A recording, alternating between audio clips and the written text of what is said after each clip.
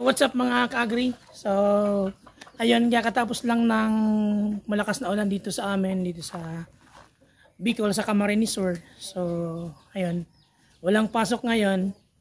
So, meron akong time na magtanim ng aking mga fruit-bearing trees na itatanim. So, ito sana yung mga itatanim ko nung bago ako mag-birthday kasi nabisi tayo sa, sa school. Kasi may pasok na. So, ayun, ngayon lang tayo nagkaroon ng oras para magtanim. So, ngayon, ito yung ililipat namin na fruit-bearing trees. So, ito. Medyo malaki na siya. So, avocado po ito. So, ililipat namin dito. So, malapit lang po ito sa bahay namin. Sorry ka siya. Ay, kasya po tayo. Hindi na naman. Kumabuhay. Bagyo. Ano naman kung natingay?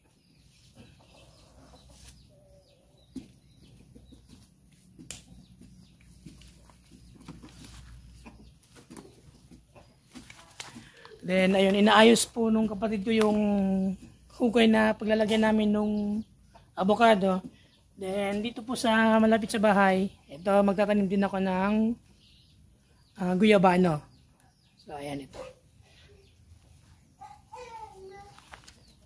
So, ito po ay nanggaling kay Honorable Ayi Labadia. So, ayun, maraming salamat po kay Tay Ayi. Then, din po sa anak niya, kay Ate Menet, sa pagbibigay po nito mga seedlings na itatanim ko ngayong araw.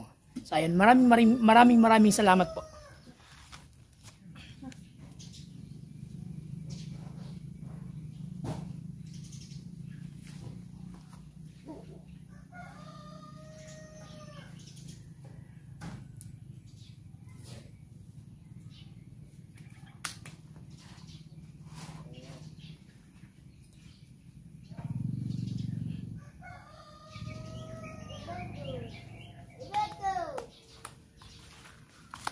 So ayun, tapos na po namin mailagay yung may tanim yung avocado.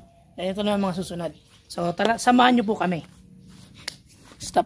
Pera namin. So ayun mga ka-agri, nakatanim na. So ito yung ating guyabano. Then nandito yung ating avocado. Then ito tinanim po ito ni Mama. And lukban po yan or pomelo.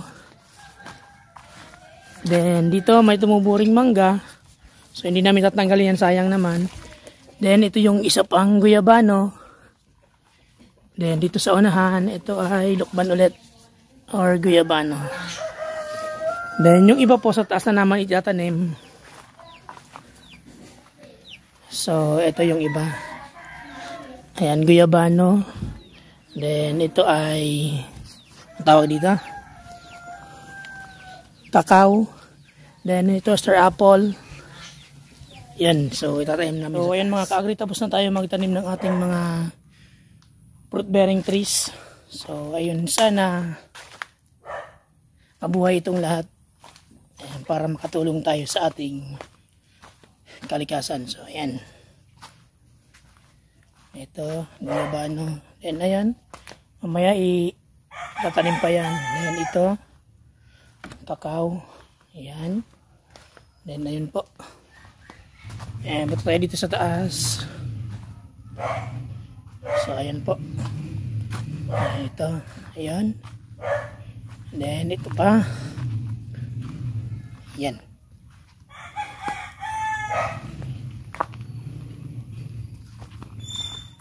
So, halos na itanim na natin lahat. Ayan. And dun sa part na yun. So, meron pa dito dalawang itanim tayo.